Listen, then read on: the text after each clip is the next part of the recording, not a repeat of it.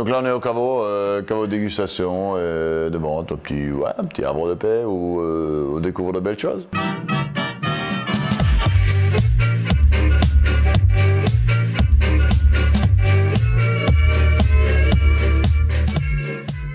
Bonjour, c'est Adrien, on se retrouve donc pour la dernière vidéo en compagnie d'un vigneron de ce mois de juin. Si les 15 coffrets du mois de juin n'ont pas encore été vendus, vous avez encore possibilité peut-être d'avoir ce Riesling Nature jusqu'au 15 juin en allant sur le site jusdelavigne.fr. Je vous dis à très vite.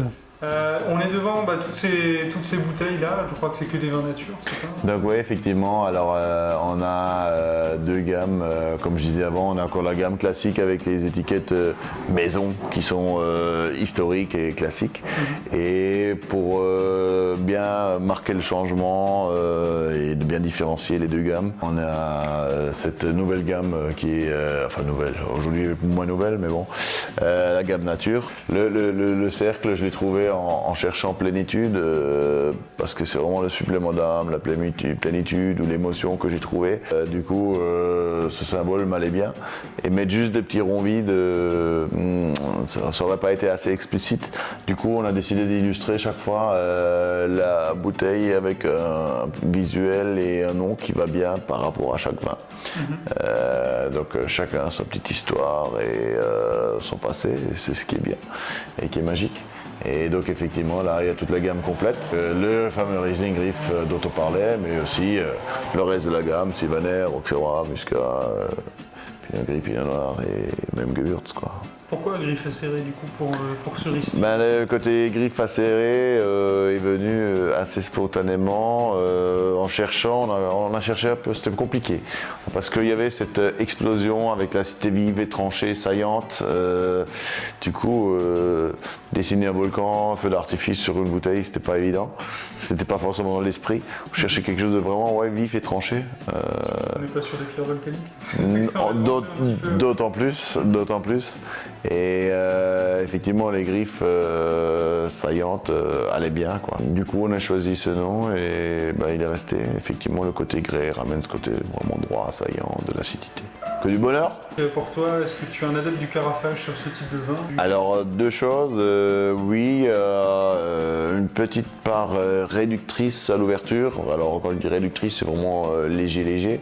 Donc et comme je disais aussi avant, il y a souvent un petit peu de dépôt, c'est des lits, hein, donc comme les bières allemandes ou belges, trappistes. Donc soit on agite la bouteille, on la secoue pour bien homogénéiser, hein, comme jus de pomme artisanal, ou alors effectivement on met en carafe. Donc ça permet, la carafe, je trouve c'est vraiment un outil magique. J'ai même marqué sur les bouteilles pour avoir la plénitude du vin, il est préférable de le carafer. Donc ça permettra d'une part de l'homogénéiser, mais en même temps de l'aérer un petit peu.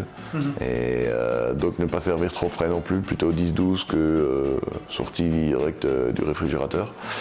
Donc c'est important, je pense, la carafe peut lui faire beaucoup de bien. Et aussi sur certains vins, parfois il y a un petit peu de gaz carbonique lié à la fin de fermentation, donc qui peut aussi ramener un petit peu de peps, de vivacité. Et si on a envie de l'enlever, entre guillemets, parce qu'il y a des gens que ça peut déranger, un petit coup d'agitation de la carafe, les gaz y sortent aussi.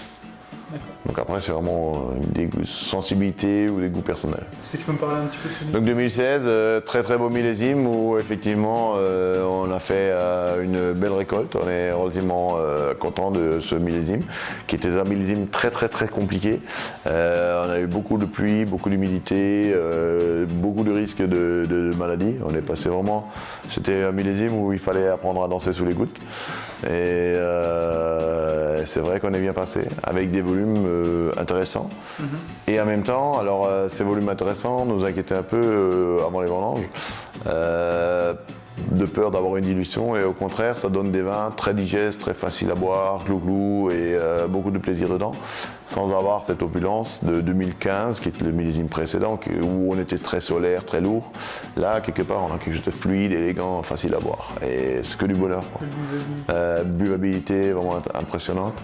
Et c'est un beau millésime que moi j'aime bien, alors pour le millésime en lui-même, mais aussi cette buvabilité très intéressante. J'espère que cette vidéo et cette série de vidéos vous ont plu. En tout cas, n'hésitez pas à me faire un retour. Ces vidéos seront toujours gratuites dans tous les cas, donc profitez-en, abonnez-vous. Si vous avez des retours éventuellement à faire sur ces vidéos, des choses que vous aimeriez voir, en particulier à n'importe laquelle des 3 étapes que j'ai découpées, n'hésitez pas à me le dire. Si vous voulez des vidéos un peu plus longues ou un peu plus courtes, je suis également preneur de vos avis.